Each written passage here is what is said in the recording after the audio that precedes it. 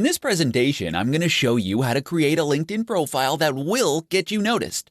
If you are looking to attract more prospects and clients with LinkedIn, then it is crucial that you understand what your ideal audience wants. A majority of them are not interested in reading an online version of your resume. What they do want to know is who you are, what products you provide, and how you can help them achieve their goals. Here's how to create a LinkedIn profile that will get you noticed and increase your leads. Start with a professional photo. If you don't already have a professional headshot, you'll need to add that to your to-do list. The photo you place on your LinkedIn profile may be your first impression with potential customers. Make sure that your professional picture is clean and professional looking. If it's not, then you need to upgrade it as soon as possible. Create a catchy headline.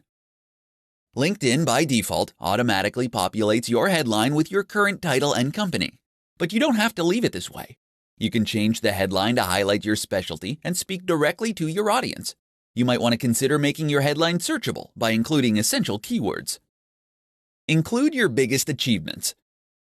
In the summary field of your profile, include 5 to 6 of your most significant achievements. To make it easier to read, be sure to use bullet points. Think about your target audience and then create a picture of how you can make their life easier. Add images to your experience. Adding media files to your experience is a great way to create a visual portfolio along with your standard resume information. Images will grab the attention of your target readers and increase the chances that they will stay and interact with you. Add links to relevant sites. If you have an online portfolio or work-related blog, make use of the 3 URLs that you can have on your profile and link back to them. Make sure that you are using discretion while adding links to other sites, as you still want your profile to be professional. Ask for recommendations. While endorsements are good, recommendations are the currency of LinkedIn. Take some time to reach out to past managers, colleagues, and associates to ask them to write you a recommendation. To ensure that you have a killer profile on LinkedIn, follow these easy steps.